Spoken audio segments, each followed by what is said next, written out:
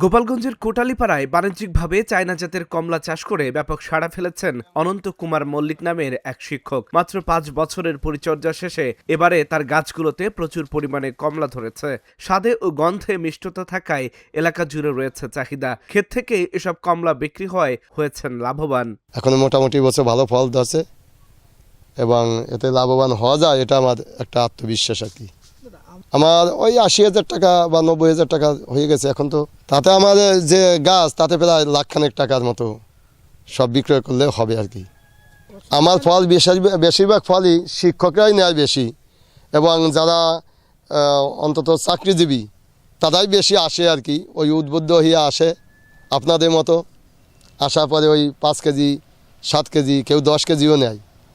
খাইয়ে যদি সেই ইন্টারেস্টিং হয় তবে বেশি করে নেয় আর কি।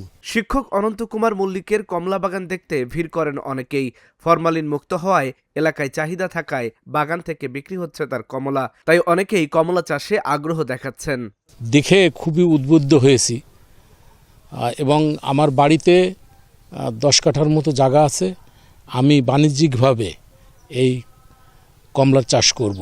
আসছি আমার বাবুকে নিয়ে এখানে কমলা কিনতে, কমলাও কিনেছি। তারপরে কমলা খাইতে খুব মিষ্টি, খুব সুস্বাদু। তো আজকেও আমি আসছি কমলা কিনতে। তো এই এখন কমলা কিনে নিয়ে যাব।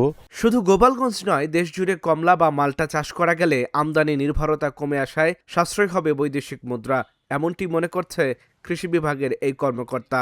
ইতিমধ্যেই গোপালগঞ্জ জেলায় কোটালীপাড়া মকসুদপুরে বেশ কিছু কমলা বাগান এবং মাল্টা বাগান আমরা তৈরি করতে সক্ষম হয়েছি কৃষকদের মাধ্যমে।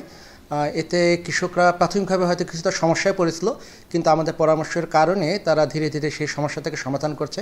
আমরা আশা করি যদি আমাদের এই তরুণ উদ্যোক্তাদের আমরা গোপালগঞ্জ জেলায় এই ফল বিদেশি ফল যেগুলো আছে সেক্ষেত্রে যদি আমরা তাদেরকে এর মধ্যে ইনভলভ করতে পারি, তাহলে গোপালগঞ্জের সাথে সাথে সারা দেশের অর্থনীতি তারা একটা ব্যাপক অবদান রাখতে পারবে। জেলার শিক্ষিতরা উদ্যোক্তা হলে বাড়বে কমলার চাষ। একদিকে যেমন বেকারত্ব হ্রাস পাবে, অন্যদিকে পূরণ হবে পুষ্টির চাহিদা, এমনটি মনে করেন কৃষিবিদরা। Dhaka journal news desk.